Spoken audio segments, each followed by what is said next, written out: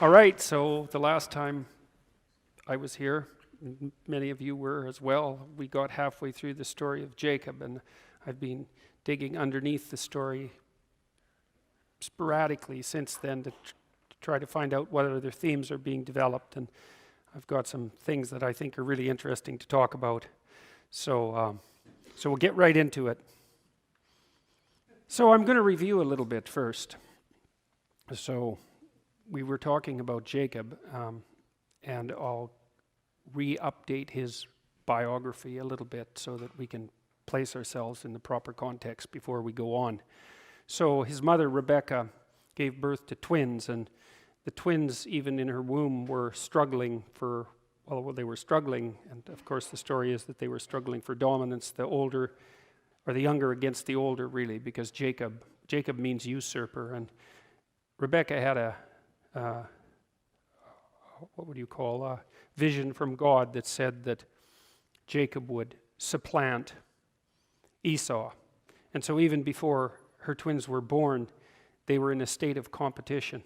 And that's a recapitulation of the motif of the hostile brothers, right? It's a very, very, very common mythological motif. And we already saw that really well developed in the story of Cain and Abel, right? And Cain and Abel were essentially the first two human beings, the first two natural-born human beings, and they were instantly locked in a state of enmity, which is symbolic of, first, the enmity that exists within people's psyche, between the part of them, you might say, that's aiming at the light and the part of them that's aiming at the darkness. And I think that's a reasonable way of portraying it. Obviously, it's a way that's sort of rife with symbolism, but my experience of people, especially when you get to know them seriously or when they're dealing with serious issues, is that there is quite clearly a part of them that's striving to do well in the world or even to do good, and another part that's deeply cynical and embittered that says to hell with it and is self-destructive and lashes out and really aims at making things worse. And so that seems to be a natural part of the human psyche, and that's also reflected in the idea of the fall. And so those ideas are not easily cast away. They're associated with the rise of self-consciousness, right, in the story of the Garden of Eden. And I think that's right, because I do think that our self-consciousness produces that division within us, because more than any other creature, we're intensely aware of our finitude and suffering, and that tends to turn us, at least to some degree, against being itself. You know, I was watching a bunch of protesters in the U.S. last week scream at the sky about Trump, you know, and it was interesting. Like, I thought it was an extraordinarily narcissistic display, but despite that, there was something symbolically appropriate about it. There's a movie I really like, sadly enough, called Fubar. I don't know how many of you have seen that. Yeah, you know that movie, I take it. Yeah, it's about the people I grew up with. So, yeah, that's true, man. I'm telling you, that's true. So the guy, the main actor in Fubar, who's quite bright but completely uncivilized, gets testicular cancer, and there's one great scene where he gets far too drunk and he's stumbling around the street, you know, in a virtually comatose state. And of course, he's not very thrilled with what's happened to him, and he's shaking his fist at the sky. It's pouring rain, and he's cursing God. And, you know, it's like, well, you can kind of understand his position. So that kind of reminded me of these people who were yelling at the sky. You know, they were dramatizing the idea of they were enraged at, well, you could say God. Of course, most of them wouldn't say that, but they were the ones yelling at the damn sky. I mean, you know, so you gotta look at what they're doing rather than what they say. And they were outraged that being was constructed such that Trump could have arisen as president. And so this idea, you know, that we can be easily turned against being and work for its destruction is a really common theme. It never goes away. You see it echoed in stories like with the new Marvel series, for example. You see the enmity between Thor and Loki. That's a good example of the same thing. Or between Batman and the Joker. There's or Superman and Lex Luthor. There's these pairs of hero against villain. That's a really dramatic and easily what everyone can understand that dynamic, right? It's a basic plot. And the reason it's a basic plot is because it's true of the battle within our spirits, our own individual spirits. It's true within families because sibling rivalry can be unbelievably brutal.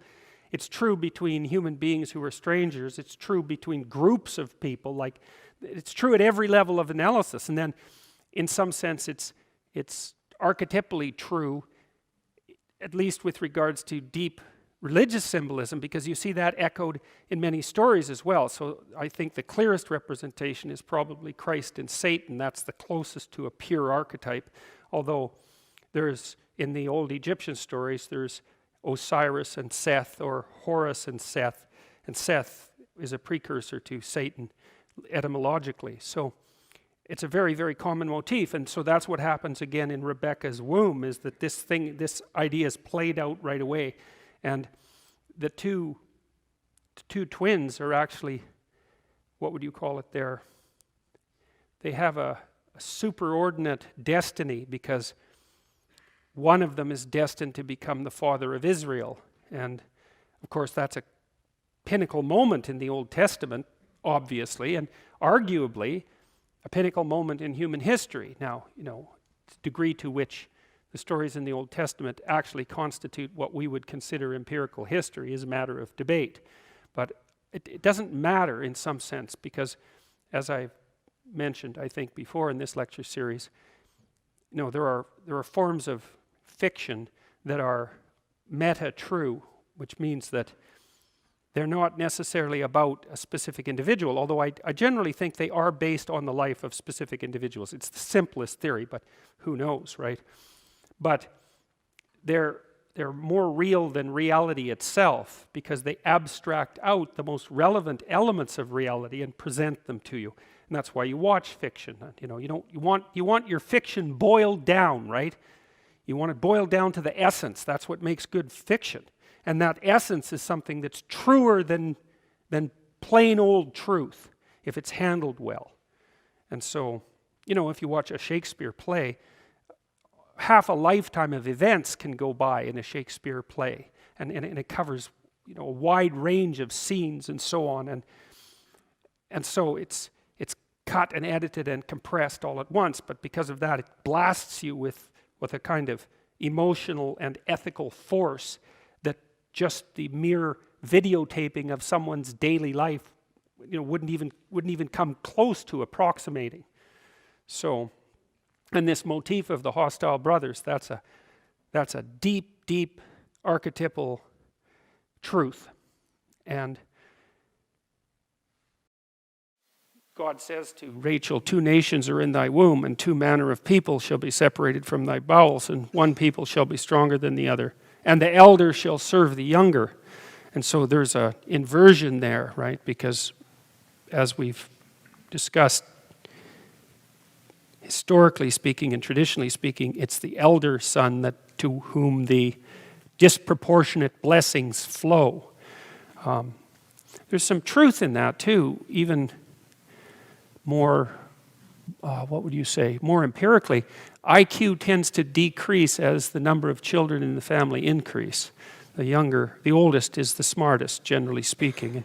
It isn't clear why that is, but it might be that they get more attention. But who knows? So those of you who are younger can be very unhappy about that fact. Now Jacob, okay, so there's another plot line here too, because Abraham and Rebekah are at odds. Isaac and Rebekah are at odds about the children, right? So there's an Oedipal twist to it too, because, well, Isaac is allied with Esau, who turns out to be the hunter type. So he's your basic rough and tumble character, and he's kind of a wild-looking guy, hairy, and he likes to be outside. He lives in tents. He likes to hunt. He's a man's man. That's one way of thinking about it. Whereas Jacob dwells in tents. He doesn't go outside much. He's more, well, maybe he's more introverted, but he's certainly the sort of kid, adolescent, say, who hangs around home, and there's some intimation that he's his mother. Well, he's clearly his mother's favorite, and with all the advantages and I suppose disadvantages that go along with that.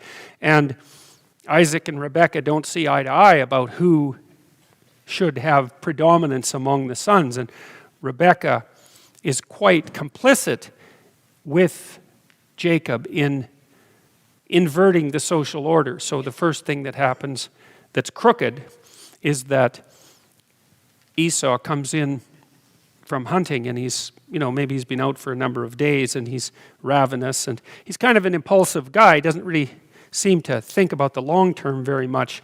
And Jacob was cooking some lentil stew, and Esau wants some of it, and Jacob refuses, and then says that he'll trade his birthright for it. And Esau agrees, which is a bad deal, right? It's a bad deal. And so you could say that Esau actually deserves what's coming to him, although at minimum you'd have to think of them both as being equally culpable. It's a nasty trick. And so that's Jacob's first trick. And then the second trick is that, and it's later, and Isaac is old and blind and, close to death, and it's time for him to bestow a blessing on his sons, which is a very important event, apparently, among these ancient people. And Esau, again, is out hunting, and Rachel dresses Jacob up in a hairy, puts a goat skin on his arm, so he's kind of hairy like Esau, and dresses him in Esau's clothes, so he smells like Esau. And Isaac tells Esau to go out and hunt him up some venison, I think it is, and which is a favorite of his. And Rebekah has Jacob cook up a couple of goat kids and serve that to Isaac and play the role of Esau. And so he does that, which is pretty damn nasty, really, all things considered. To play a trick like that, both on your brother and on your blind father, and in collusion with your mother. It's not the sort of thing that's really designed to promote a lot of familial harmony.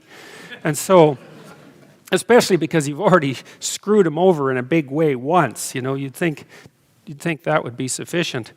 So, anyways, he's successful, and Esau loses his father's blessing, and so that Jacob ends up really in the position of the firstborn. And it's quite interesting because, God tells Rachel that Jacob is going to be the dominant twin. And you'd think, again, with God's blessing, or at least the prophecy, that Jacob would end up being a good guy. But he's certainly not presented that way to begin with, which is also quite interesting given that he's the eventual founder of Israel.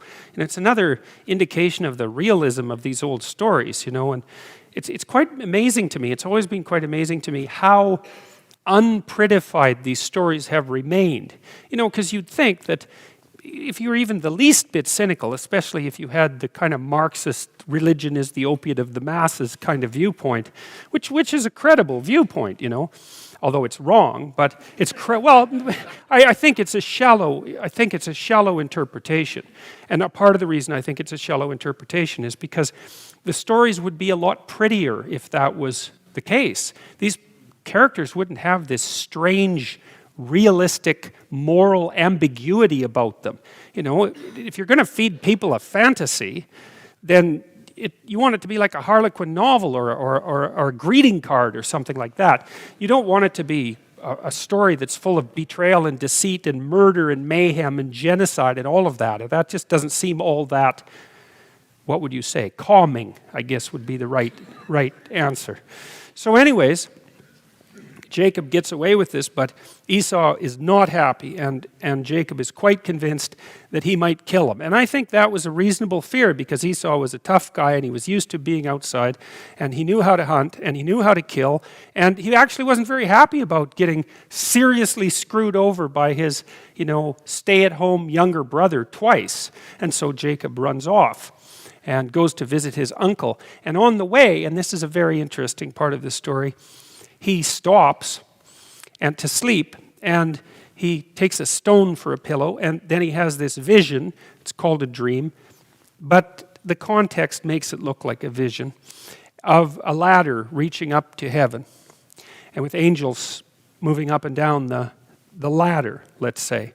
And there's some representations of that. I showed you some of them the last time we met, but I'll read it to you first. And he lighted upon a certain place and tarried there all night because the sun was set. And he took of the stones of that place and put them for his pillows and lay down in that place to sleep. And he dreamed and beheld a ladder set up on the earth. And the top of it reached to heaven. And behold, the angels of God ascending and descending on it. And behold, the Lord stood above it and said, I am the Lord God of Abraham thy father, and the God of Isaac. The land whereon thou liest, to thee I will give it, and to thy seed.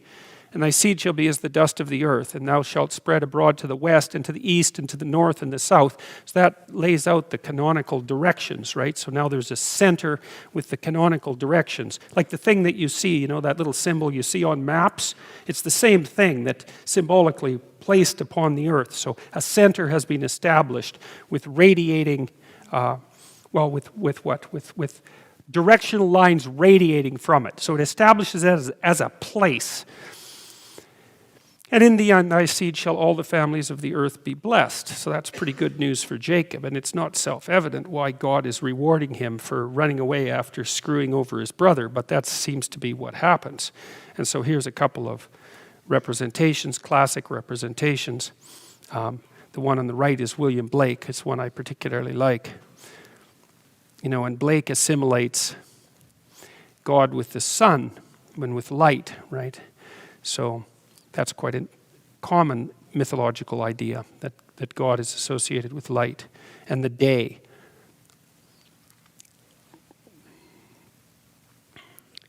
And behold, I am with thee, and will keep thee in all places whither thou goest, and will bring thee again into this land, for I will not leave thee until I have done that which I have spoken to thee of. And Jacob awaked out of his sleep, and he said, surely the Lord is in this place, and I knew it not. And he was afraid, which is exactly the right response, and said, how dreadful is this place!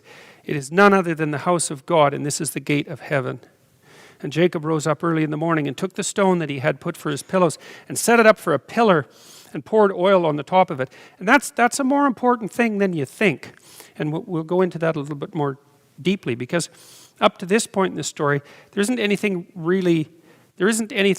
that's really emerged to mark a sacred space, right? There's no cathedral, there's no church, there's nothing like that. But here's this idea that emerges that you can mark the center of something, and that's important, and you mark it with a stone. And a stone's a good way to mark things that are important, because a stone is permanent, right? And we mark things with stones now, like we mark graves with stones, for example, because we want to make a memory. And to carve something into stone, to carve a stone and then to carve something into stone is to make a memory. And to use stone is to make a memory, because stone is permanent. And to set it upright is to indicate a center. And so that's what happens, and pours oil on the top of it, which is a kind of offering. And he called the name of that place Bethel, but the name of the city was called Luz at the first. And Jacob vowed a vow, saying, if God will be with me and will keep me in this way that I go, and will give me bread to eat and raiment to put on,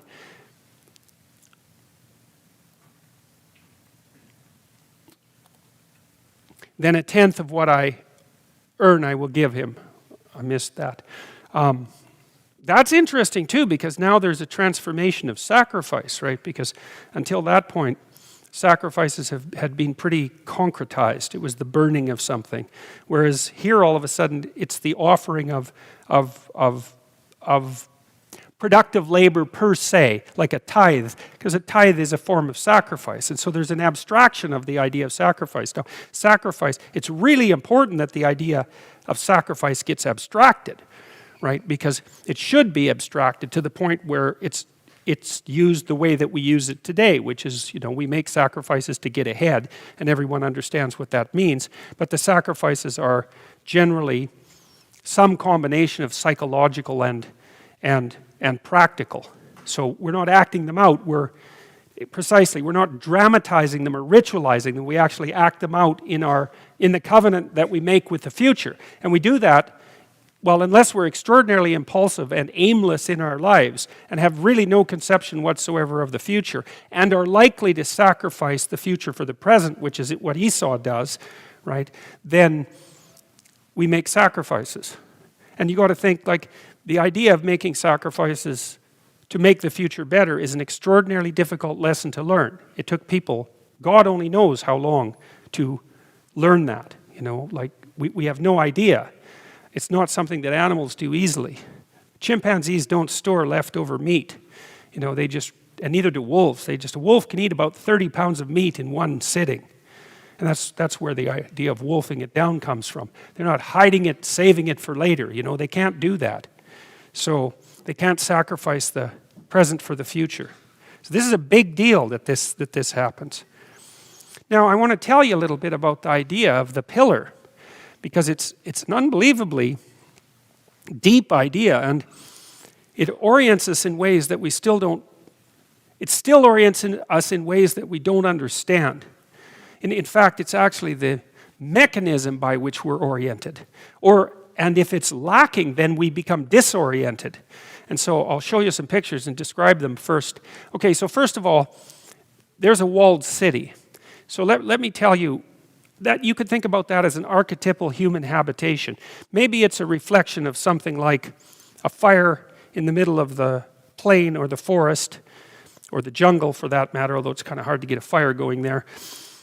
Imagine a fire ringed around with logs and perhaps ringed around with dwellings, right? So the fire's in the center, and the fire defines the center, and then as you move away from the fire, you move out into the darkness, right? So the fire is light and communion and safety, and as you move away from the fire, you move out into the darkness and what's terrifying, out beyond the perimeter. So what's beyond the perimeter is terrifying. You can feel that if you go camping somewhere that's wild. You're pretty damn happy, especially if the wolves are howling, you're pretty damn happy to be sitting by the fire because you can see there, the fire keeps the animals away, and if you do wander into the bush, into the darkness, then you're on alert, and your predator detection systems are on alert.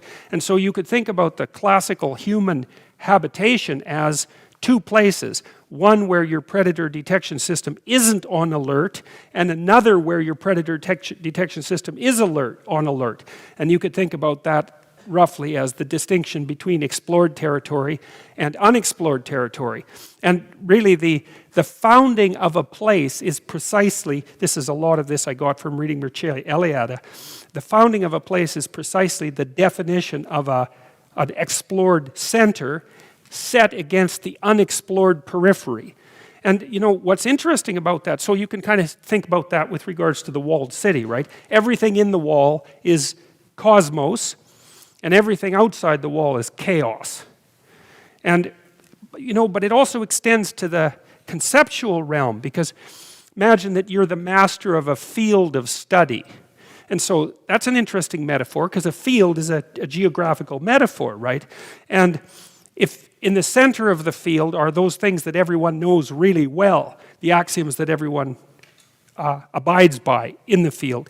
And then as you move towards the fringes, you get towards the unknown, towards the frontier of the discipline. And as you become expert, you move from the center to the frontier.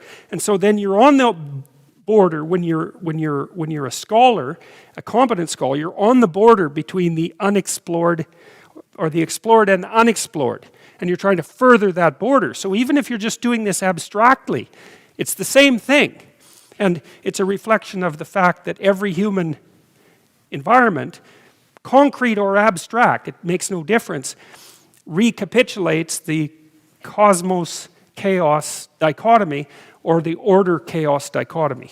And that's why in Taoism, for example, it's the union of chaos and order that constitutes being itself, and that you stand on the border between chaos and order because that's the proper place to be. Too orderly, too much in the explored, you're not learning anything. Too much out there where the predators lurk, then you're frozen with terror. And neither of those positions are desirable. So, and that's what, and so you think, and this is a concrete reality, obviously, as well as a psychological reality, there were reasons for those walls, right? Because inside the walls were all the people like us. And so that begs the question, what does it mean for people to be like us? And then outside the wall, there was all those people, because they were the worst forms of predators, because people are actually the worst forms of predators, who aren't like us. And the wall is there to draw a distinction between like us and not like us. And that was a matter of life and death. You can tell that because, look at those walls. They had to build those by hand. And you do see walled cities that have 3 rings of walls. So these people were terrified, but not so terrified as the people who built 3 walls. They were really terrified. And they had their reasons. So now there's an idea that's reflected in the Jacob's ladder story, that the center where you put the pillar is also the place where heaven and earth touch. And so that's a complicated idea. I think that you can, I'm trying to look at these stories from a psychological perspective. And so then you could say that that's a symbolic place where the lowest and the highest come together. And so it's a place where earthly being stretches up to the highest possible ethical abstraction. And that's the center, because one of the things that defines us, say, as opposed to them, is that we're all united within a certain ethic. That's what makes us the same. This is a complicated line of reasoning, but I'll go back to it after I show you some more pictures. But so that's the first idea, is that the center is the place where the lowest and the highest touch simultaneously. And so you could say that in some sense it specifies the aim of a group of people. That's another way. If you get together with people to make a group, even at work, you group yourself around a project, and that unites you. And it unites you because you all have the same aim. You're all pointing to the same thing. And that makes you the same in some ways, because if you're after the same thing I am, then the same things are going to be important to you that are important to me. And the same things are going to be negative to you that are negative to me, because our emotions work out that way. And that means I can instantly predict you. I know how you're going to behave. And so our aim, which is basically our ethical aim, it's because we're aiming at something better, at least in principle, we're aiming at something better. It's our ethical aim that unites our perceptions, and that's what aligns our emotions. And so that sort of begs the question, if you're going to build a community, around what aim should the community congregate? Okay, so the idea here is that the center of the community is the pillar that unites heaven and earth. So it unites the lowest with the highest. So there's some intimation of the idea that it's the highest that unites the community. Okay, and so keep that in mind. And that's a very old idea as well. That's the idea of the axis mundi, which is the center pole that unites heaven and earth. It's an unbelievably old idea, tens of thousands of years old. It might even stretch back to whatever our archaic memories, quasi-memories, I don't know what you would describe them, archetypal memories of our excessively old ancestry in trees, when the tree itself was in fact the center of the world, and that it was ringed by snakes and chaos. And so, well, we have no idea how old these ideas are, but they're very, very old. And evolution is a conservative business. Once it builds a gadget, then it builds new things on top of that gadget. It's like a medieval town, right? The center of the town is really old, and newer areas of the town get built around it, but the center is still really old, and that's what we're like. Our platforms, like our basic physiological structure, this skeletal body, is some tens of millions of years old, or older than that. If you think about vertebrates, it's much older than that, and that's all conserved. So everything's built on top of everything else.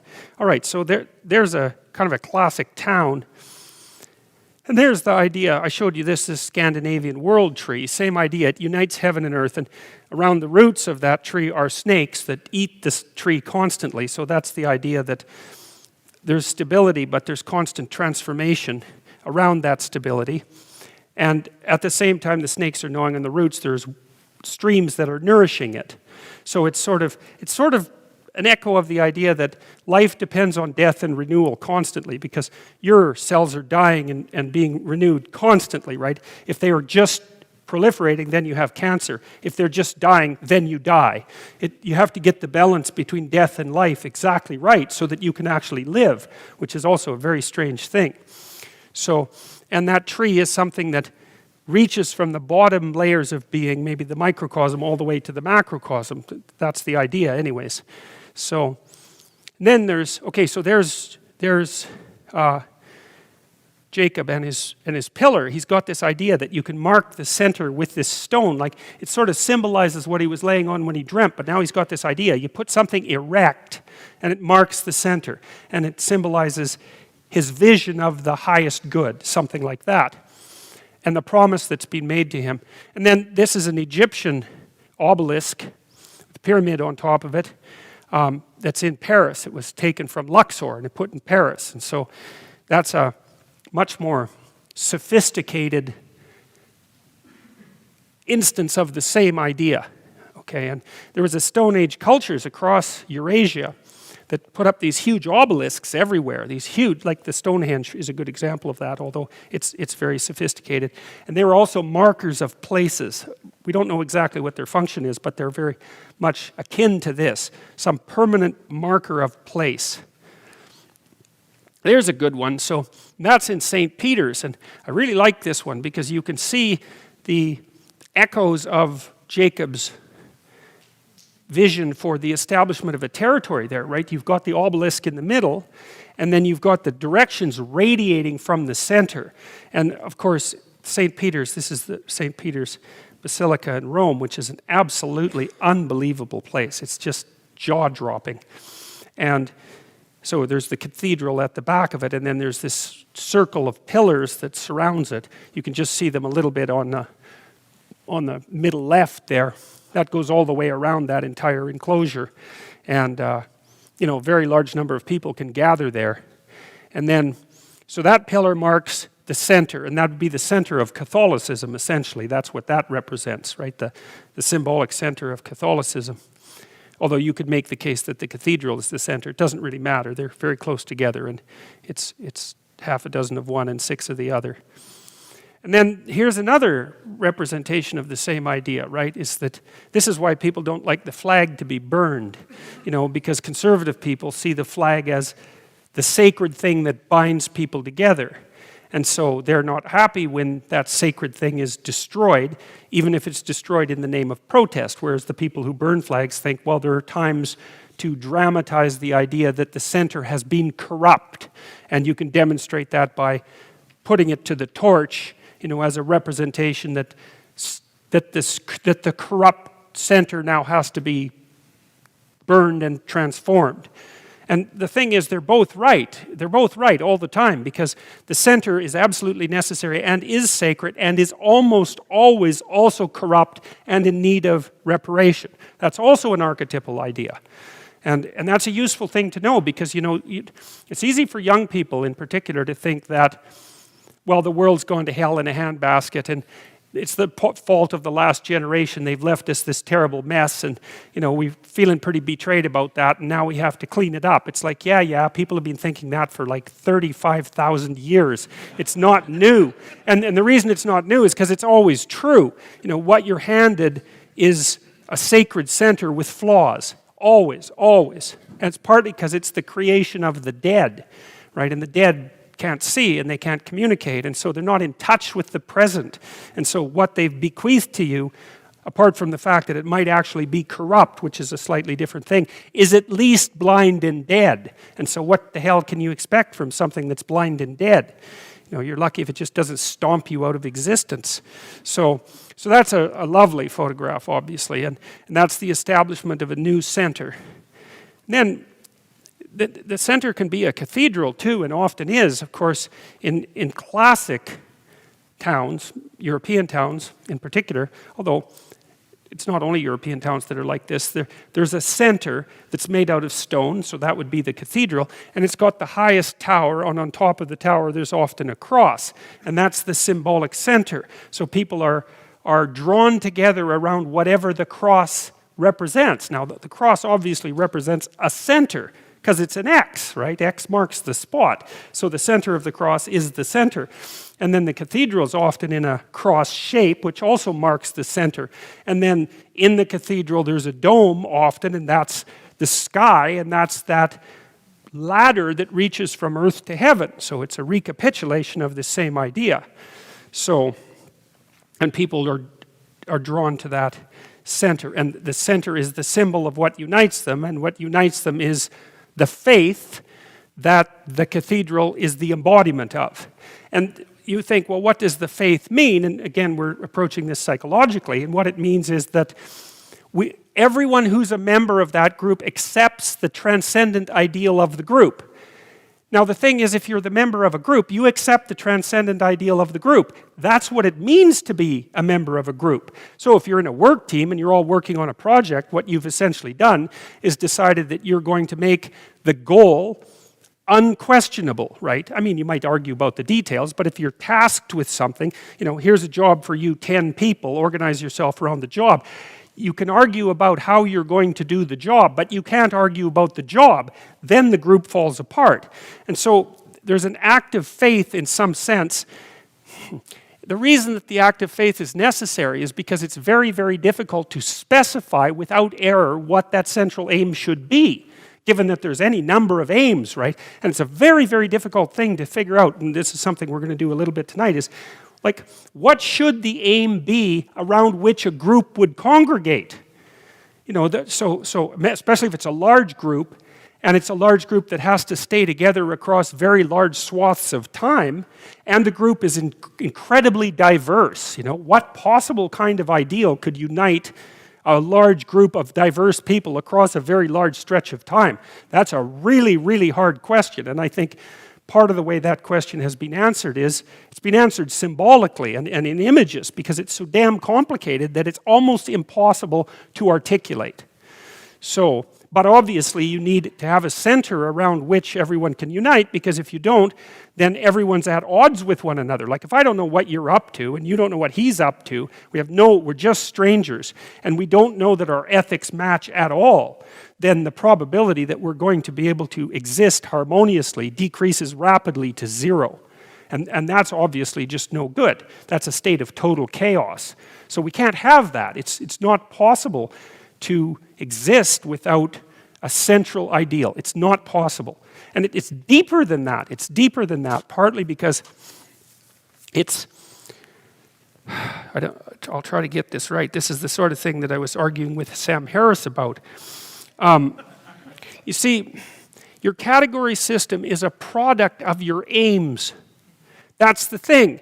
Like, if you have a set of facts at hand, the facts don't tell you how to categorize the facts, because there's too damn many facts. There's a trillion facts, and there's no way, without imposing some a priori order on them, of determining how it is that you should order them. So how do you order them? Well, that's easy. You decide what you're aiming at. Now, how do you do that? Well, I'm not answering that question at the moment. I'm just saying that in order to organize those facts, you need an aim. And then the aim instantly organizes the facts into those things relevant to the aim, tools, let's say, those things that get in the way, and a very large number of things that you don't have to pay attention to at all, right? It excludes, like if you're working on an engineering problem, you don't have to worry about practicing medicine in your neighborhood. There's a bunch of, like if you're focusing on a particular, what would you say? Any job, any set of skills implies that you're good at a small set of things and then not good at an incredibly large number of other skills. It simplifies things. And so you can use your aim as the basis of a category structure. And so you also have to keep that in mind, because what it means is, as far as I can tell, that what it means is that your category system itself, which is what structures your perceptions, is actually dependent on the ethics of your aim. It's a moral thing. It's directly dependent on your aim. And that's a stunning idea if it happens to be true. It's not how people think about thinking.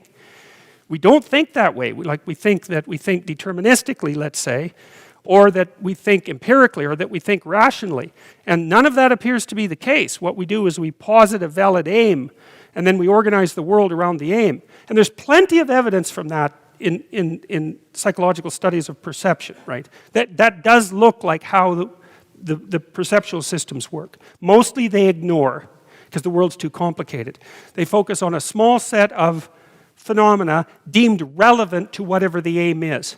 And then, of course, the aim is problematic. Again, it's complex because the aim I have has to be an aim that some of you share or at least don't object to, because otherwise I'm not going to get anywhere with my damn aim. It has to actually be implementable in the world. It has to be sustainable across at least some amount of time. It can't kill me. Like, it's really hedged in, this aim. It isn't any old thing. There's hardly any things that it can be. So, Jacob's aim, for example, in undermining Esau almost gets him killed. And you can understand why. That's the other thing. You think, well, that was a nasty bit of work. You can understand Esau's rage. It's even though we're separated from the people in these stories by, 4,000 years, 3,000 years, something like that, immediately why everyone feels the way they do, at least once you understand the context of the story, that none of that's mysterious in the least. So there's the church, and the church is underneath the cross. Right, and so that's St. Peter's Basilica. And so there's the cross on the globe on top of the basilica, and then there's the cross on the obelisk as well. And so what that means is that, and this is where things get insanely complicated, is that the center is defined by whatever the cross represents. Now, the cross represents a crossing point geographically. It's certainly that. The cross probably represents the body to some degree. But then the cross also represents the place of suffering, obviously. And more importantly, it represents the place of voluntary suffering transcended. I'm speaking psychologically, right? Not theologically. That's what it represents. And so you might say, so here's the idea behind putting down the obelisk with the cross and saying that that's the center. So that's the thing that everyone's aiming at. And so the idea would be, well, if you're going to be a member of the group defined by this obelisk, then what you do is accept your position at the center of suffering voluntarily and therefore transcend it. That's the idea. And that is one hell of an idea. It really is, man. That is a killer idea. Because it's actually a signal, it's a really clear signal of psychological health. Because one of the things you do if you're a clinical psychologist and someone is paralyzed by fear is what you do is you break their fears down into relatively manageable bits, and then you have them voluntarily confront their fears. And it might also be things that they're disgusted by, say if they have obsessive compulsive disorder, but it produces very strong negative emotion, whatever it is. And then you have them voluntarily confront whatever it is that produces that overwhelming negative emotion, and that makes them stronger. That's what happens. It doesn't make them less afraid. It makes them more courageous and stronger, and that is not the same thing. It's seriously not. It doesn't decrease the fear. It increases the courage.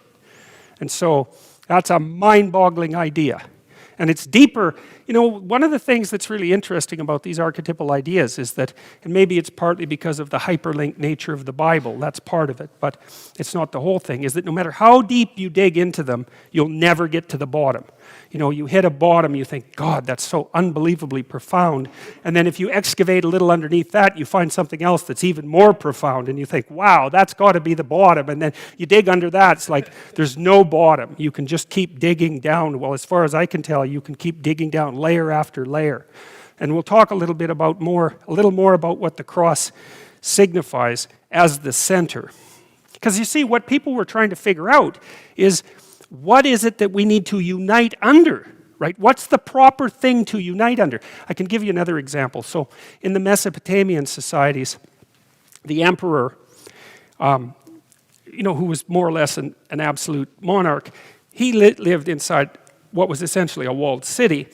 And the god of the Mesopotamians was Marduk. And Marduk was the figure who had eyes all the way around his head, and he spoke magic words. So he was very attentive and very articulate. And it was Marduk who went out and confronted the goddess of chaos, the dragon of chaos, and cut her into pieces and made up the world. Okay, so you can kind of understand what that means. So Marduk goes beyond the frontier into the place of predatory chaos and encounters the thing that's terrifying and then makes something productive out of it. So it's a hero myth. And And Marduk is elected to the position of preeminent god by all the other Mesopotamian gods because he manages that. So the Marduk idea emerges up the holy dominance hierarchy and hits the pinnacle. And God only knows how long that took. It would be the amalgamation of many tribes, and then the distillation of all those tribal myths to produce this emergent story of what constitutes top God. And then the job of the emperor was to act out Marduk. That's what gave him sovereignty. So the reason that he was the center around which people organized themselves wasn't because when he was being a proper emperor, it wasn't because there was something super special about him. Like the power didn't exactly reside in him, which is a really useful thing to separate, right? You want the power, which is why it's kind of nice to have a symbolic monarch. You get the symbolic power separated from the personality power, right? Because otherwise they get conflated. That's what happened in Rome. You can see it tending to happen now and then in the U.S., like with the Kennedy dynasties and that sort of thing. So the idea was the emperor had sovereignty as long as he was acting out Marduk properly and going out into the chaos and cutting it into pieces and making order. That was his job. So they used to take him outside the city on the New Year's festival and strip him of all his emperor garments and humiliate him and then force him to confess all the ways that year he hadn't been a good Marduk. So he wasn't a good ruler. And so that was supposed to clue him in and wake him up, right? And then they would ritually reenact the battle of Marduk against Tiamat, the chaos monster, using statues. And then if that all went well, then the emperor would go back in and the city would be renewed for another year. And we still have echoes of that in our New Year's celebration, right? It's the same idea that's echoed down all those centuries, thousands of years. So it's such a staggeringly brilliant idea, right? So part of the idea is that the thing that's sovereign, so that's the pillar at the center that everyone gathers around, is, at least in part, the thing that courageously goes out into the unknown and makes something useful out of it for the community. So that's very, very smart. It's very smart. So this is another example of a center. So this is the flag, this is the Union Jack, and so it's made up of a bunch of crosses, right? And so the first cross, the English cross, that's the flag of St. George, that's the flag of England. And what does St. George do? Slays the dragon, exactly, same idea, right? So St. George, patron saint of England, goes out and slays the dragon and frees the virgin from the grip of the dragon. Same idea, right? So that's the center. And then the second cross is called a saltire, but it's another crucifix. So it's the cross on which St. Andrew was crucified. So it's the same idea. It's the center is the center of suffering voluntarily undertaken, because St. Andrew was a martyr. And then St. Patrick is the third cross. What did St. Patrick do in Ireland? Chased out all the snakes. Right, so it's the same thing, right? And so the flag of Great Britain is the combination of all of these three crosses that defines the center, and that's what the flag is. So that symbolizes all of that. So that's, completely mind-boggling. So, and there's more about St. Patrick too. So he banishes the snakes after a 40-day fast, and so that's an allusion to the 40 years that Moses spends in the desert, and also the 40 days that Christ fasts in the New Testament. And his walking stick, when he plants it, grows into a tree, so that echoes all of the ideas about the center that we just described. And he also speaks with the ancient Irish ancestors, which, if you remember, is a characteristic of the shamanic rituals where so in the typical shamanic ritual, which seems to be elicited by psychedelic use, the shaman dissolve down past their bones and then they go up into heaven and speak with the ancestors, and then they're introduced into the heavenly kingdom, and then the flesh is put back on their bones and they come back and tell everybody what happened. And that's a repeatable experience, right? The shamanic tradition is unbelievably widespread. So all over Europe, ancient Europe and Asia, and perhaps as far down as South America, right? It's highly conserved, and it's out of that tradition, in all likelihood, that our religious ideation emerged. So, and you can see echoes of that here.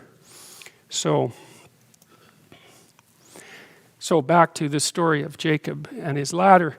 So that I can come again to my father's house in peace, then shall the Lord be my God. And this stone which I have set for a pillar shall be God's house. And of all that thou shalt give me, I will surely give the 10th unto thee.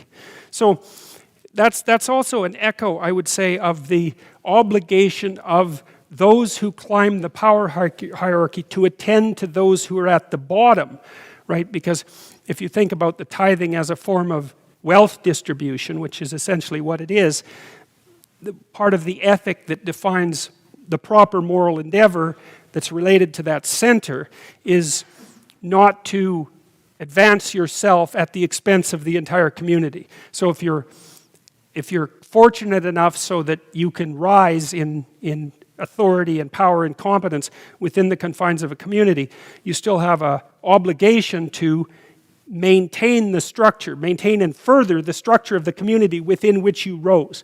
And that's obvious, right? Because if people didn't do that after a couple of generations, the whole thing would fall apart. So, it's not reasonable to destroy the game that you're winning. It's reasonable to strengthen the game that you're winning. And so that's another thing, because that also describes the ethic that should allow you to be an active member of the community around which that gathers around that center. So one of the things I've learned about the hero mythology that I really, really like is, so you see this pretty clearly in the figure of Christ, but because two things are conjoined in that story. But Christ is also the hero. There's two kinds of heroes. There's the hero that goes out into chaos and confronts the dragon of chaos and gathers the treasure as a consequence and then shares it with the community. That's one. The other form of hero is the hero who stands up against the corrupt state and rattles the foundation of the state, has it collapse, and then reconstructs it, right? So, because the two great dangers to human beings are unprotected exposure to the catastrophes of the natural world and subjugation to tyranny, right? Those are the two major dangers. And so the ultimate hero is the person who reconstructs the structure of the state by using the information that he gathered by going out into the unknown. That unites them both. And so what that means, here's the rub, as far as I can tell. So a structure, a center, has two risks associated with it. One is that it will degenerate into chaos, and the other is it will rigidify into tyranny. And it'll degenerate into chaos even if it just stays doing what it's doing. So if it just does exactly what it's doing and it doesn't change, it will degenerate. Because things change, and if it doesn't change to keep up, then it gets farther and farther away from the environment, and it'll precipitously collapse. And then if it just changes willy-nilly so that nobody can establish a stable, centralizing aim, then it degenerates into chaos immediately, and no one can get along. So there's a rule for belonging to the community, and the rule has to be that you have to act in a manner that sustains the community and increases its competence. That's the fundamental moral obligation for belonging. Well, and obviously so, right? Because why would you walk into a clubhouse that was on fire? Like, that's just not smart, right? If you're going to be part of the game, if you've decided that being part of the game is worthwhile, you've also taken on you've also decided, even if you didn't notice it, that you have to work to support that game, because by deciding to play that game, you've said that it's valuable. And if it's valuable, then obviously you should work to sustain and expand it, because that's the definition of having a relationship with something that's valuable. And so that's the criteria for membership in the community. And that's partly why, if you regard the cross, say, as the symbol of voluntary suffering, suffering accepted voluntarily, something like that, which means that there's another element of that too that's worth thinking about. So, the reason that Cain gets so out of hand is because he's suffering, and he won't accept it. He certainly won't accept responsibility for it. He's angry and bitter about it. And no wonder, right? I mean, we have to be realistic about these sorts of things.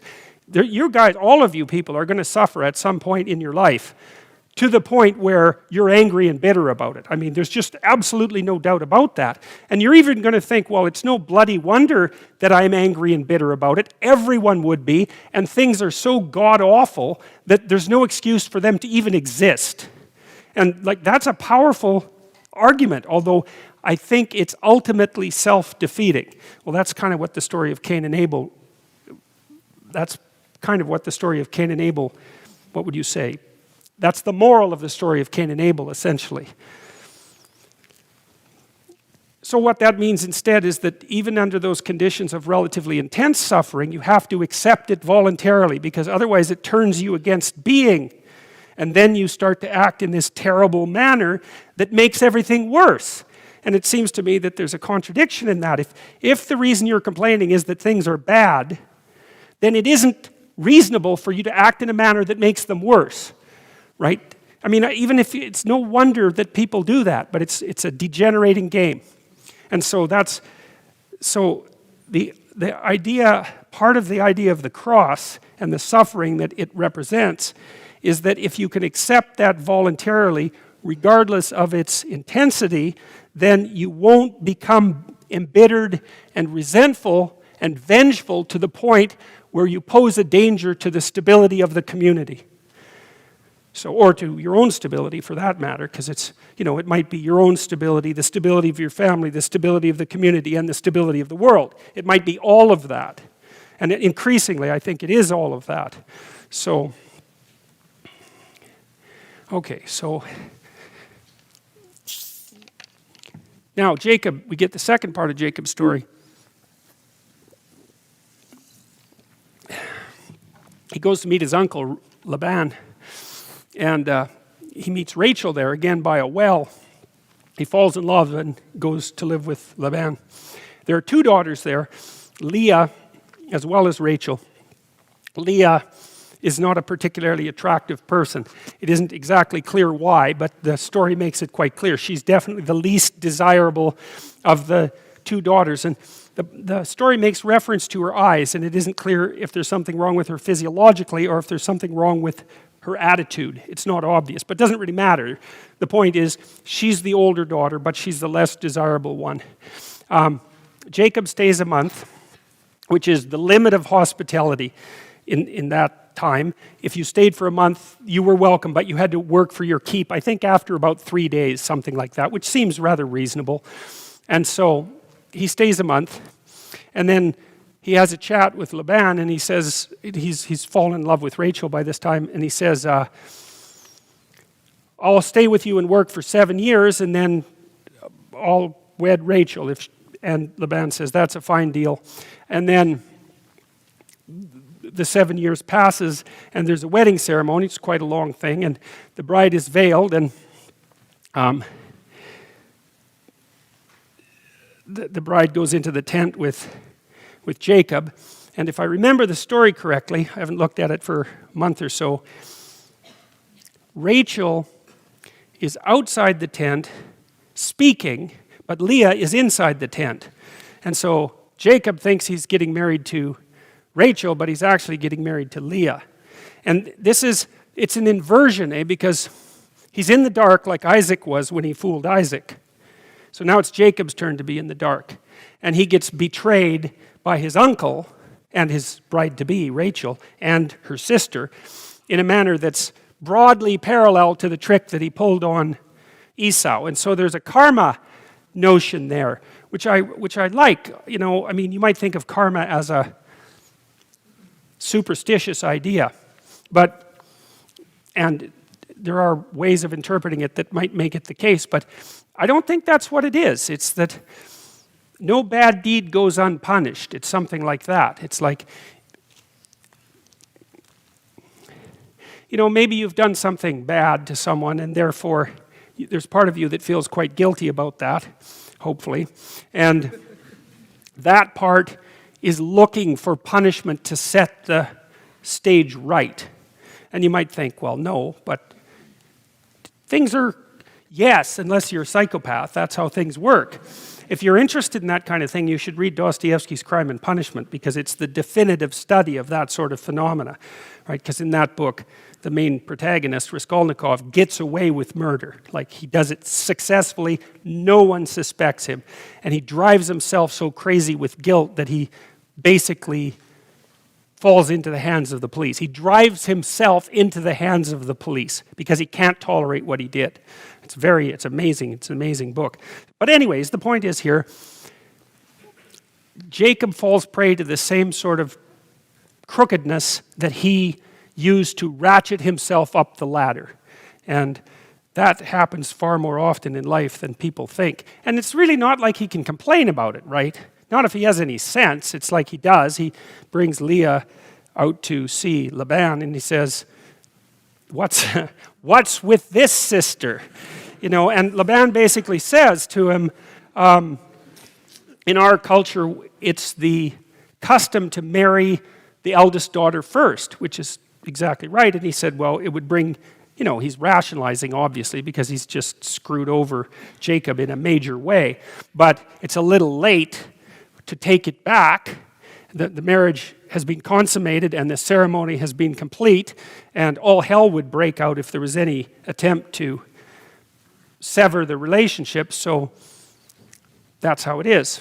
So Leah's married and Jacob has the wrong wife. So this is Jacob there. You see on the left, he's got the little flowery hat and he's pointing to Leah and he's saying, like, what's up here? And Laban, he's a tough old goat, and he's not really all that sad about it. In fact, you can imagine that he's kind of going, So okay, then he has to work another 7 years. And he gains Rachel. But, because God is a tricky character, there's another twist in this story. Rachel turns out not to be very good at having children, or Rachel and Jacob turn out not to be very good at having children. But Leah, she's really good at having kids.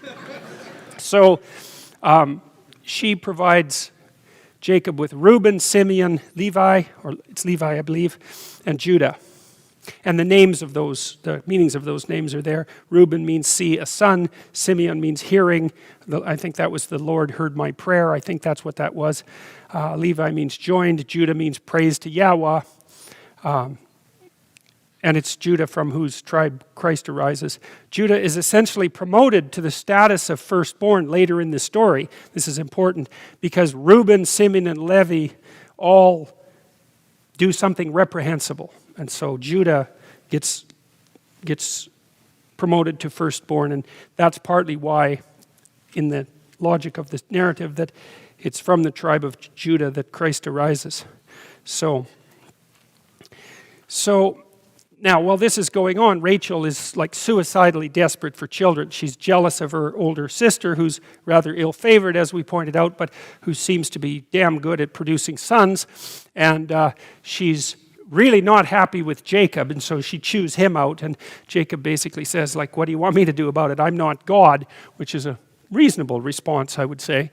And so in her desperation, she gives Jacob Bilhah, who's her maidservant. We've seen that sort of thing happen before. And Bilhah produces 2 children, Dan and Naphtali. The reason I'm detailing out all these sons, it's important because Jacob is the founder of Israel, and his sons are the founder of the 12 tribes. So it's a pivotal moment in the story, right? It's because he's the fundamental patriarch of those who wrestle with God, because as we'll see, that's what the name Israel means. He gets the name Israel. You'll see why in a while. But you need to know these genealogies in this situation because they play an important role in everything that happens afterwards. So Naphtali is the second, and her name, or his name, means, with great wrestlings I have wrestled with my sister, right? Contended with her and have prevailed. So that gives you some indication of the tension in the household. Now, Leah is now past bearing children. She gives Jacob her maidservant too, Zilpah, to keep up with her sister, I guess. And now Zilpah bears 2 children for Jacob. So he's piling up the kids left, right, and center here. One of them is named Gad, good fortune, and the other is named Asher, happy or blessed.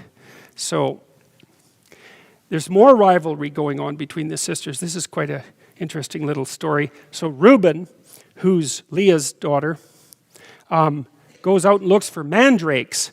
Now, mandrakes have aphrodisiac properties, so that's a little odd to begin with, but it doesn't matter. That's what happens. And Rachel wants the mandrakes because she's still interested in having some children, and so she bargains with Leah to give her a night with Jacob in exchange for the mandrakes. And more sons emerge as a consequence of that. And Rachel finally gives birth, Joseph. And Joseph plays a key role in the last story in Genesis, which I hope we'll get to in the next lecture, and then we can close off Genesis. That's the plan anyways.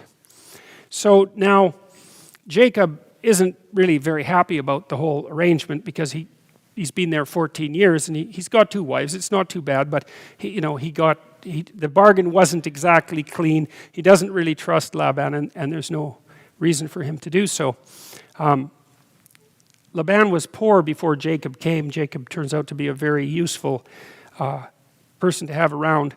And so he tells Laban he wants to leave and go back to his home country, and that he'll take the speckled and spotted cattle, the brown sheep, and the spotted and speckled goats from the flock. And they're in the minority, so that's the idea.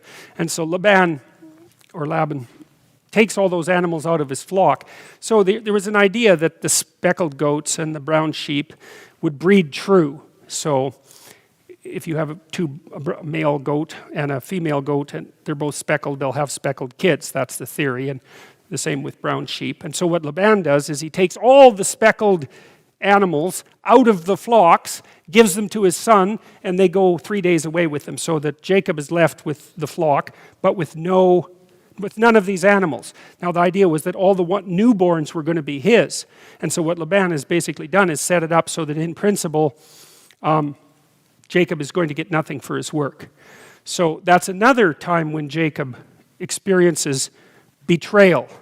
It's almost as if God isn't done with reminding him of the magnitude of what he did in the past. That's the moral of the story in some sense. Now, there's a weird little twist in the story here. So what Jacob does is some sympathetic magic. And so when the animals are rutting, he puts speckled objects in front of them, speckled branches and so forth, I guess to remind them about what they're supposed to be producing, something like that. And it works. And so all these animals that Laban left are producing spotted animals like mad. And so that's, I guess God's changed his mind and let Jacob off the hook slightly here.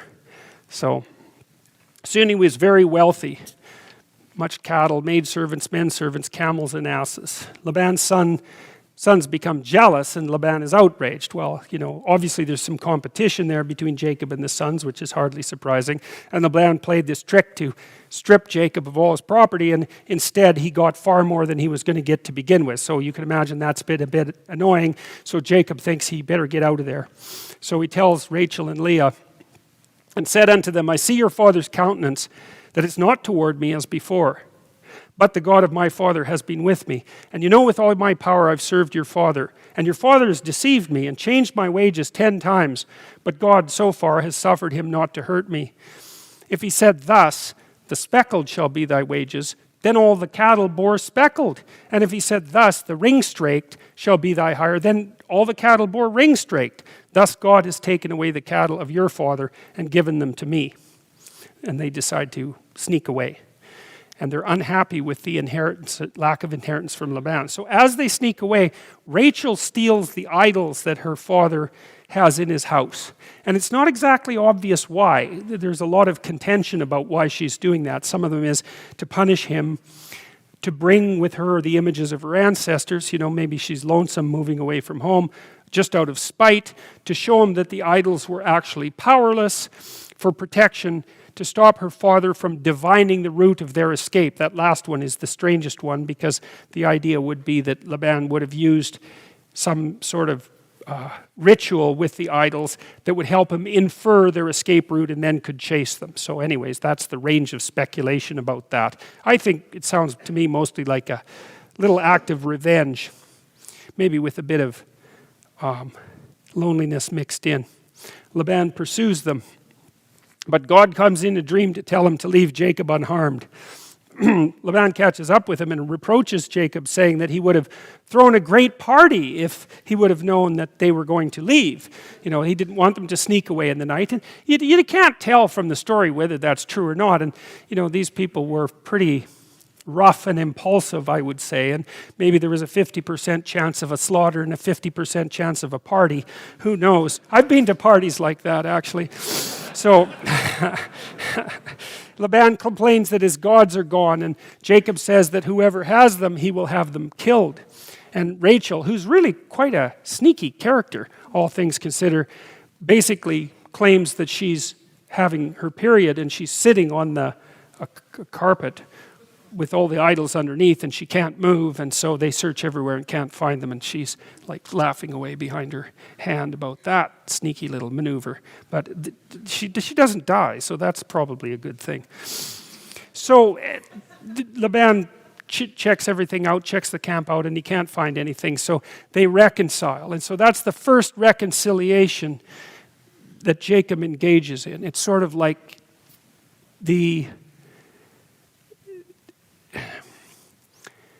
what would you say? The karmic debt is being paid. That's one way of thinking about it. So he got punished for his wrongdoing. He's learned his lesson, perhaps, and that's good enough as far as he's concerned. He got away good enough, and they make peace. So then the next thing that happens as they're traveling is that Jacob was left alone, and there wrestled a man, angel, God. It's not clear. We'll go with angel, with him until the breaking of the day, or God. And when he saw that he prevailed not against him, he touched the hollow of his thigh, and the hollow of Jacob's thigh was out of joint as he wrestled with him. And he said, "Let me go, for the day breaks."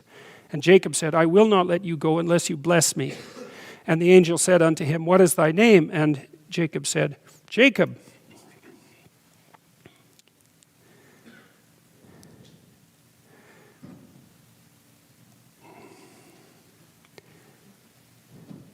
And the angel said, "Thy name shall no more be called Jacob," so the supplanter, right, the overthrower, with that kind of intonation of, or implication of crookedness, "but Israel," which means he who wrestles or strives successfully with God. For as a prince hast thou power with God and with men, and hast prevailed. That's quite a story. I don't know exactly what to make of it. There's obviously a symbolic level of meaning, which is that is what human beings do in some sense, is they wrestle. I would say they wrestle with the divine, even with the concept of the divine for that matter. But the question is, do they prevail? It's an odd thing that Jacob actually seems to win this battle, right? Or at least he wins it enough so that whoever he's wrestling, this divine figure that he's wrestling, is willing to bestow a blessing on him. I guess maybe that's a testament to his courage. It's something like that. Maybe it's an indication that he has paid for his sins sufficiently so that he's sort of back on the moral high ground. But I think it's really telling that the transformation of the name from Jacob to Israel, and that what Israel means is he who wrestles with God, or who struggles with God, and perhaps successfully. But it's also so interesting that he actually emerges victorious. You wouldn't necessarily think that would be a possibility, especially given God's rather hot-headed nature in the Old Testament. You don't want to mess with him too much. But Jacob does it successfully. But even more importantly is the idea that whatever Israel constitutes, which would be to say the land that Jacob founds is actually composed of those who wrestle with God. I think that's an amazing idea, because it also seems to me to shed some light on perhaps what was meant by belief in those days. Like I've often thought of marriage as a wrestling match, right? If you're lucky, the person that you marry is someone you contend with. It's not exactly, I don't think it's not tranquil precisely. You might have noticed that, some of you. And but the thing is, if you have something to contend against, then that strengthens you. And that's actually better than having nothing to contend against. And so Jacob is the person who's also strengthened by the necessity of this contending. And that seems to be the proper relationship with God or the angel, is that contending, the battling, right?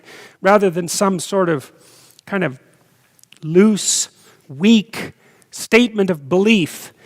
I mean, I'm not trying to denigrate that to any great degree. It just doesn't seem like the right mode of conceptualization, right? Because human beings aren't like that. We're contentious creatures.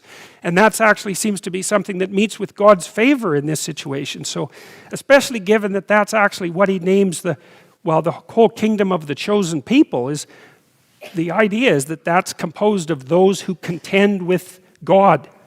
So that's a hell of an idea, that's for sure.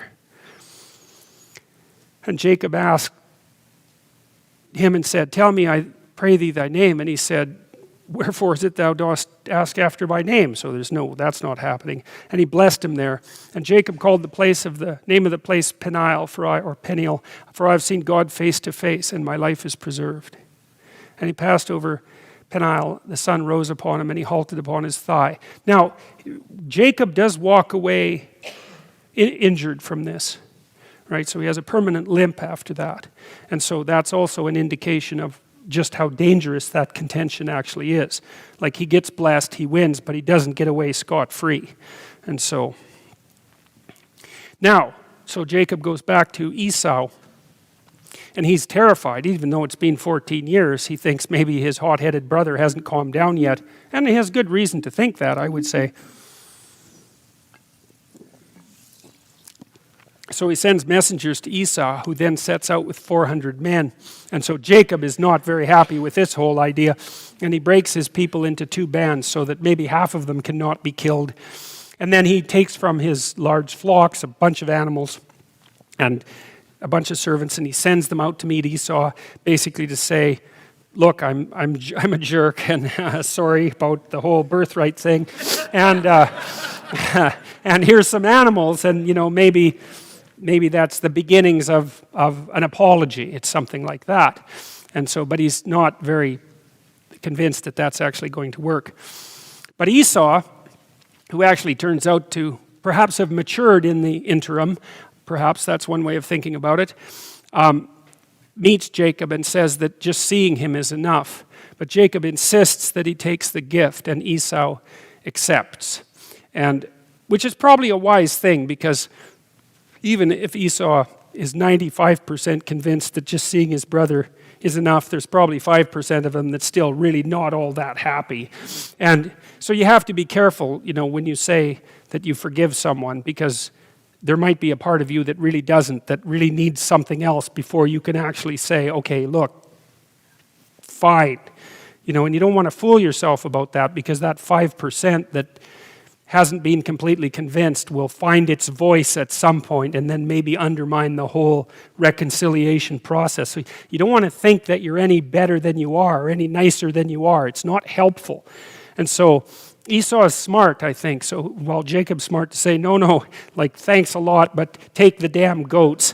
And Jacob and Esau is smart enough to accept that. And he might do that maybe to please Jacob, but also, I think, so that there really is the possibility of establishing peace. Because hypothetically, the gift that's being offered is of sufficient magnitude to erase the debt of the loss of the birthright. It's something like that, right? It's the payment of the real debt. And Esau said, "What meanest thou by all this drove which I met?" And Jacob said, "These are to find grace in the sight of my Lord." And Esau says, "I have enough, brother. Keep that thou hast unto thyself."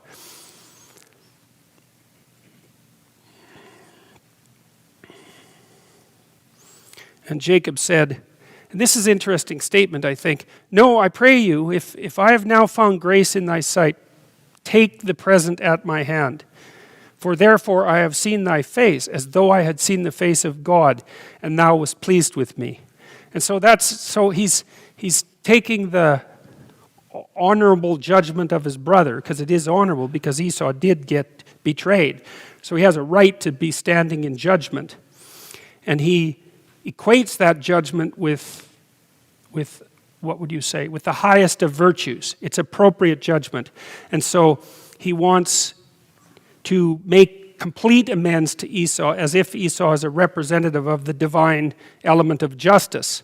And I guess that's convincing to Esau. It's quite a thing to say, that I need to be reconciled to you because that would simultaneously reconcile me with God. It's crucial. This is between us, but there's a higher principle at stake that's vital.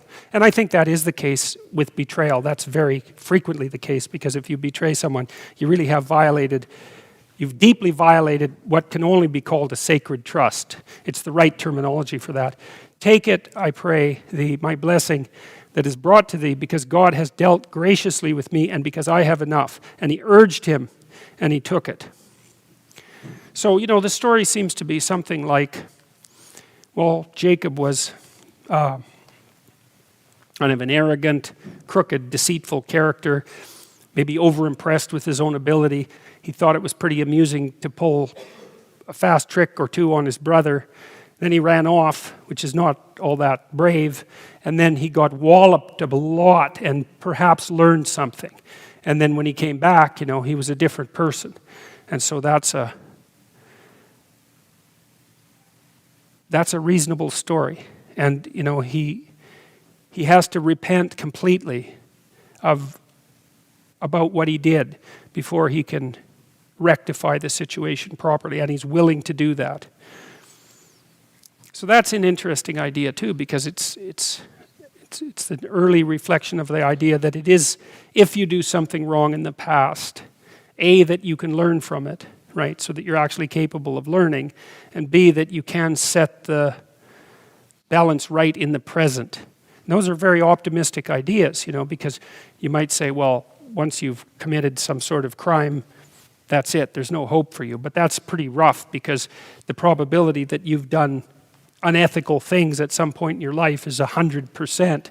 And so if there was no way of setting the balance right after that, then everybody would be doomed.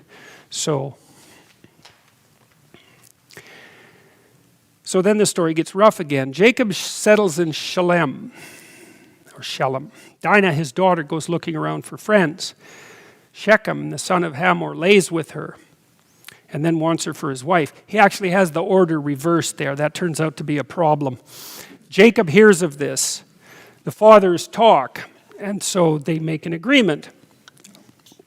The agreement is that if all of Hamor's men, including Hamor and his son, are circumcised, so that's the proper offering, I guess that brings them into the familial fold and indicates that they're willing to make a sacrifice to do so, especially after, Shechem put the cart before the horse, let's say.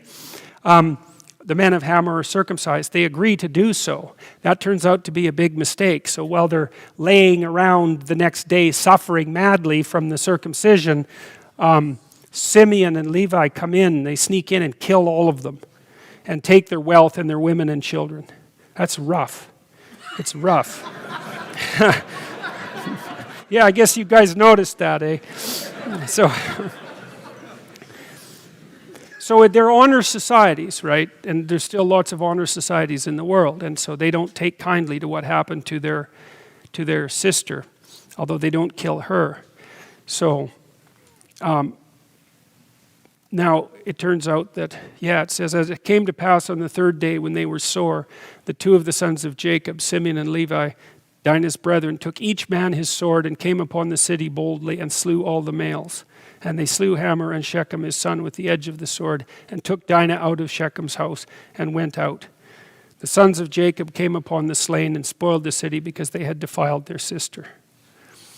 They took the sheep and the oxen and the asses and that which was in the city and that which was in the field, and all their wealth and all their little ones and their wives took they captive and spoiled everything else that was in the house. And Jacob actually turns out not to be very happy about that, because he'd met with Hamor and they'd hammered out a deal, and that's where they were living, and so he figured, well, that he was making the best of a bad lot, let's say, and his sons went behind his back, and Jacob says to Simeon and Levi, "You have troubled me to make me stink among the inhabitants of the land, among the Canaanites and the Perizzites, and I being few in number. They shall gather themselves now together against me and slay me, and I shall be destroyed, I and my house." And they said, "Should he deal with our sister as with a harlot?" And God said unto Jacob, and this is where we get back to the idea of the center. God says to Jacob, "Arise, go to Bethel and dwell there." Okay, so Bethel was where Jacob had originally put that pillar, right? So now it's back. So it's a real hero's journey, right? There's the place that he has a set place.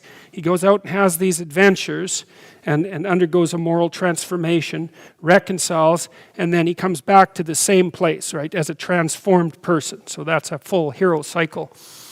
"Arise, go to Bethel and dwell there, and make thou there an altar unto God, that appeared to thee when thou fleddest from the face of Esau thy brother." And Jacob said to his household and to all that were with him, "Put away the strange gods that are among you, and be clean, and change your garments, and let us arise and go up to Bethel. And I will make there an altar unto God, who answered me in the day of my distress, and was with me in the way which I went." And they gave unto Jacob all the strange gods which were in their hand, and all their earrings which were in their ears. And Jacob hid them under the oak which was by Shechem. And they journeyed. And the terror of God was upon the cities that were round about them, and they did not pursue after the sons of Jacob. So Jacob came to Luz, which is in the land of Canaan. That is Bethel, so that's the place where he put up the pillar to begin with. He and all the people that were there with him. And he built there an altar and called the place El Bethel, because there God appeared to him when he fled from the face of his brother. And God appeared to Jacob again when he came out of Paddan Aram and blessed him. And God said unto him, "Thy name is Jacob. Thy name shall not be called any more Jacob," which you remember means usurper, "but Israel shall be thy name, he who wrestles with God." And he called his name Israel. And God said to him, "I am God Almighty, be fruitful and multiply. A nation and a company of nations shall be of thee, and kings shall come out of thy loins. And the land which I gave Abraham and Isaac, to thee I will give it, and to thy seed after thee will I give the land." And God went up from him in the place where he talked with him. And Jacob set up a pillar in the place where he talked with him, a pillar of stone, and he poured a drink offering thereon, and he poured oil thereon. And Jacob called the name of the place where God spake with him, Bethel.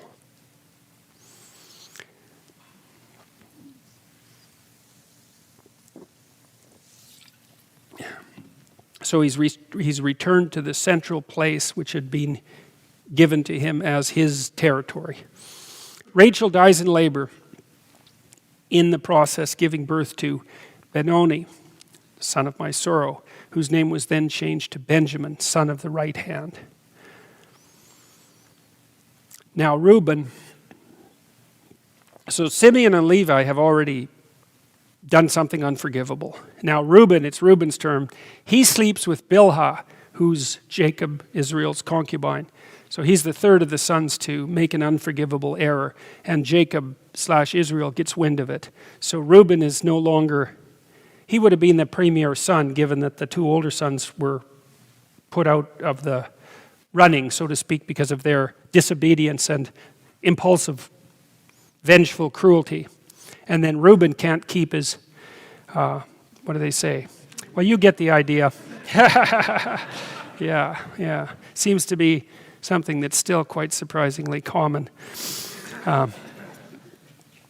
So then we have the story that basically ends with the establishment of the 12 tribes of Israel. From Leah, there's Reuben, Simeon, Levi, Judah, Issachar, and Zebulun. From Zilpah, there's Gad and Asher. From Bilhah, there's Dan and Naphtali. And from Rachel, there's Joseph, who figures extraordinarily importantly in the next story that we're going to cover, which hopefully will wrap up Genesis, and Benjamin. And so now Israel itself is established. And so then we turn to, I'm actually going to end this early tonight. That's quite a bloody miracle. So the story then turns to Joseph, and the story begins essentially. Now Israel loved Joseph more than all his children because he was the son of his old age, and he made him a coat of many colors. And so what that seems to me to indicate, coats in dreams very often seems to be particularly true of women's dreams. That's been my clinical observation.